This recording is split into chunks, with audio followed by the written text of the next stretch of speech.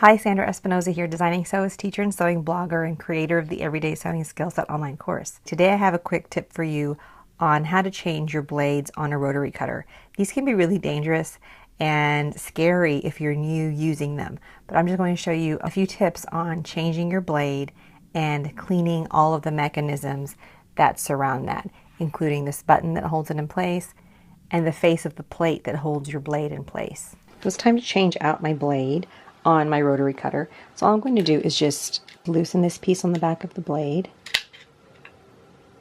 and then carefully, you don't want to pull on this because you could break either the blade or you could hurt yourself by pulling on it. So just take something that has a hard end on it and then just tap it.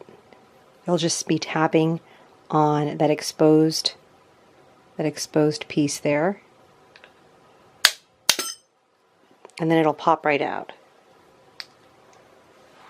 So it just popped, everything just popped out, and you can see all of the residue. That is the oil that was on the blade mixed with different fibers. So you need to clean that off before you put your next blade on. So you can just take a tissue and just clean that off. You can use something like a baby wipe too, but a tissue should just get that residue off of the plate there that holds your blade in place.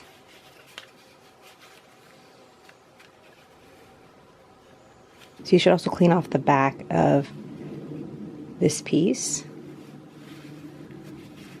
Just clean all of the lint, the oily lint. Once you've got that all cleaned up, you can get your new blade. You have to be really careful because there are two blades here, and there's oil on these blades, but you don't want to pick them apart with your finger.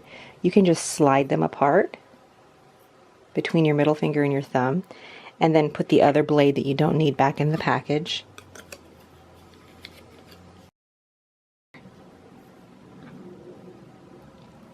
So then you'll just place this piece back on. And this time you may have to press it through with your thumb if it doesn't want to go in. But sometimes it just sits funny, so you just have to give it a little twist until you find how it wants to be placed back into that piece. And then flip it over, keeping your index finger on that button. And then just screw this piece back into place. Make sure it's tight.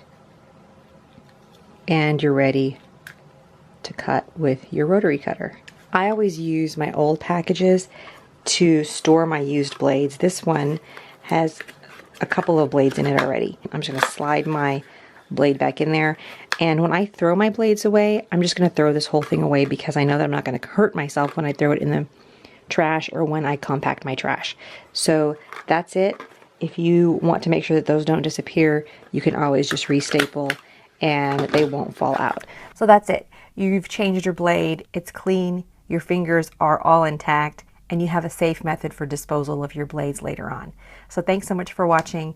If you'd like to see more on the sewing tips, you can subscribe to this channel so that you get the sewing tips every week. Check out my website at ethelandI.com.